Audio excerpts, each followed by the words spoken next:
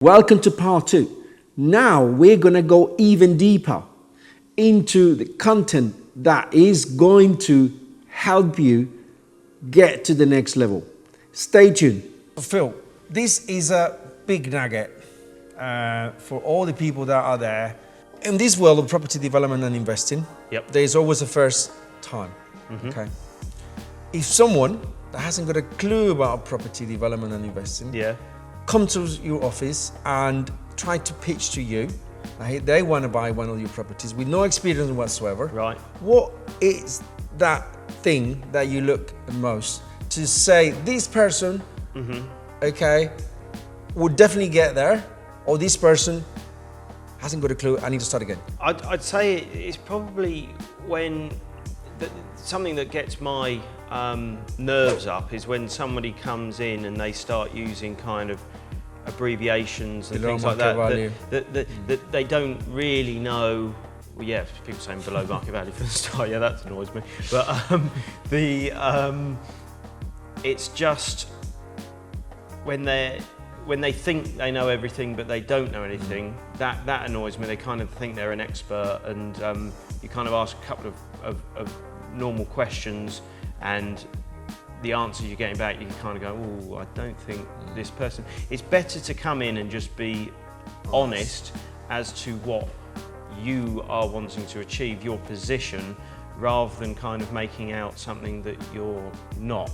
I suppose for us as a company, we are built on service and trust. So if somebody comes in and they don't have a Scooby, we're more than happy to sit down with them in the meeting room and go through some options, initial options about what they want to achieve from it, rather than somebody coming in and being all guns blazing like, oh yeah, I know everything. That kind of almost puts your heckles up a little bit, I suppose, on that front. So just be honest, open and friendly, really, I'd say. And I personally wouldn't just turn up at an office. I think it's brilliant when somebody phones up. I love it. I had a chat with a chap called James today in the office, and just this morning he phoned up and he said, look, I'm not ready to invest at the moment, but in the next 12 months we've got plans to do this. And he kind of gave me a rough idea of plans. And I went, yeah, this chap has done some research. He knows what he wants to achieve out of it. And I said to him, James, you know what? In the next month or so, why don't we get you in the office and we'll have a sit down and a chat, and we'll go through some options that we might be able to look at over the next kind of 12 months. So I'd say don't startle people and just go straight in and be like, boom, because you might just get the office junior that has only been working for a month or 2 months, and if you go, right, I want to invest in property, they might be like rabbits in the headlight kind of style. So phone ahead and say, look, I'm going to pop into the office between 10:30 and 11 on Tuesday. Will there be someone there to have a chat with me? And we'll pen out the diary, and it makes it a lot more professional from the start. And it shows intent that you haven't just gone to the pub and you thought, oh, I might start property investing. I'll go into Boyden's next door. So do I'd say that would be your top tip, really, is phone in advance and say that you're planning to invest in property in the area. Do you mind if we spend 15, 20 minutes, half an hour going through a few options? Amazing. That'll be it. Great. Love that. Thank you for that. So Phil, we are in a constant metamorphosis, right? Everything changes. Currently, we had high interest rates, slowing down, let's say, the transactions. Right. Okay. What lessons have you learned out of this period of time? For me, I see it as an opportunity. If the prices are coming down, at the present time, is buyers, market, and I want to take advantage of it. Right. But what's your view? Yeah, I'd say if you look historically, interest rates are probably where they should be. I think that interest rates were probably too low for too long, and unfortunately we all got used to it, which is great. It had its good advantages, but then obviously it had its bad advantages. So I'd say that, yeah, proportionately interest rates are higher than they were 2 years ago. but I think that they were potentially too low then, that it wasn't a fair reflection of interest rates. But looking back at history, you know, in the 80s and 90s we were looking at 15-16%, so we're not up at those kind of levels as such. But I'd say that just do your research, work out your figures, work out some margins, because of, you know, I must admit we've had investors that bought a lot of stuff in the period between 2018 and 2022 where it was very low, and some of those ones that are on 5-year fixes or 3-year fixes, they're coming up to renewals, and they've found themselves in a bit of a pickle because they haven't moved their rents up since the tenants moved in. They thought, no, we've got a nice tenant, we'll keep the rent as it is. And you know, we're seeing rents going up by, I think in Colchester it's 8.4%. Wow. From last year has been the increase in rent. So they haven't been doing that. If they'd been doing that and then the mortgage come in, they'd probably be okay. So do your research and just factor in for a little bit of an uplift on interest after 3 years, or a downshift. Because I think a lot of people, we got very relaxed and we got comfortable with the interest rates as low as they were, and people didn't really factor it in. So just forecast, Jay, I suppose. And if you forecast right, there's deals to be done. People want to sell. Yeah. There are people that need to sell. I'm not saying there's fire sales at the moment or anything like that, but as you say, there's deals to be done and could be advantageous for some investor buyers. Yeah, absolutely. Couldn't agree more with that. Yeah. Okay, I suppose over the next few years, we're looking to really grow the business, which is really exciting. Regionally?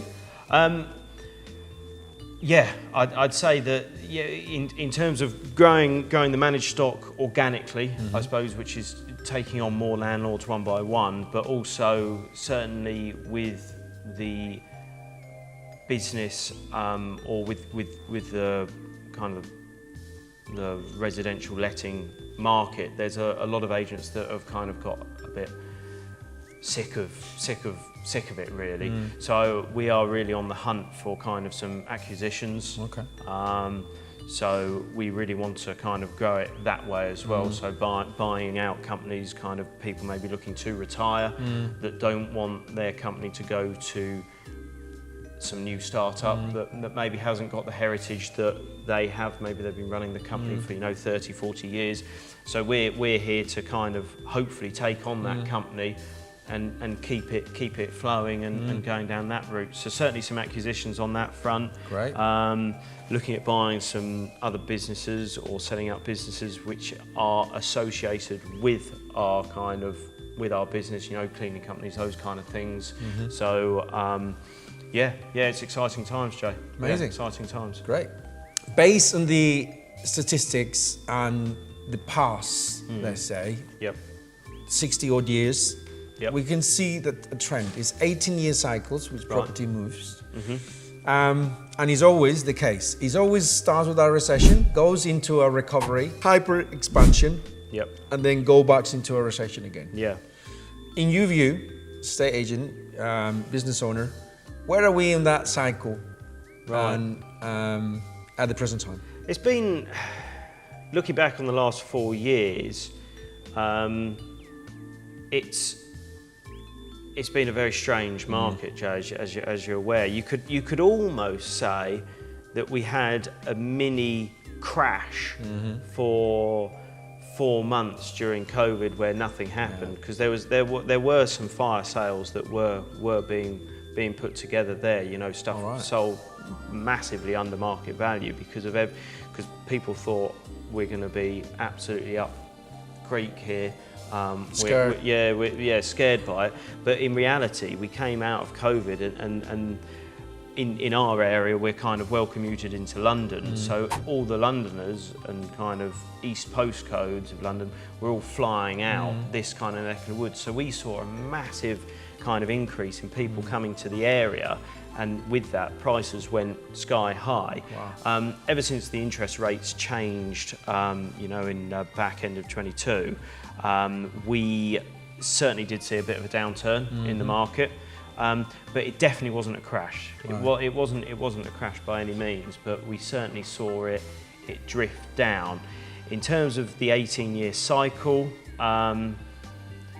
it might be a bit of a buck of the trend, I suppose, at the moment as to where we are, because I can't see, especially with the interest rates, I can't see prices rising, but we've certainly hit a little bit of a plateau for the last year, which is quite a nice stage to be at, really.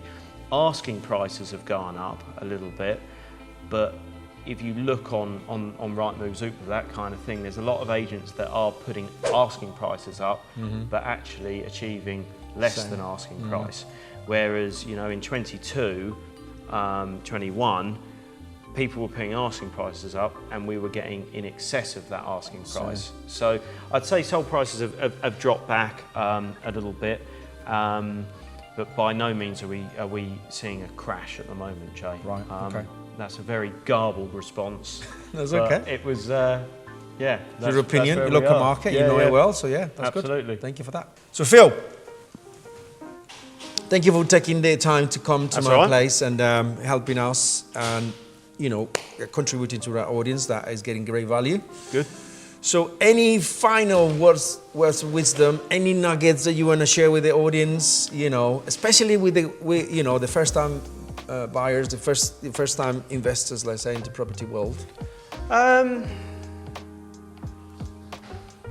say that you've got to get out your comfort zone for the start. I love something that Einstein once said, which is insanity is doing the same thing again and again and expecting a different result. Correct. So don't keep doing the same thing, move with the times. Another thing that I really love is feel that fear, but do it anyway. Do it anyway. There's a book on it. So get on with it, move forwards, and yeah, crack through it. For yourself, Jay, what keeps you moving forwards? Is there anything that you still fear?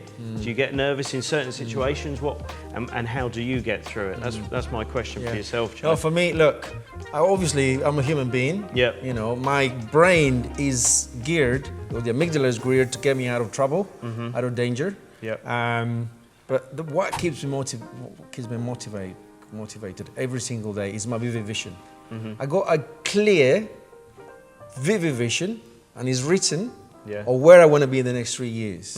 Okay, and I just worry about the what is there, not the how for the time being. Okay, so clear, vivid vision, next 3 years, and my quarterly goals, as we discussed earlier, what keeps me forward.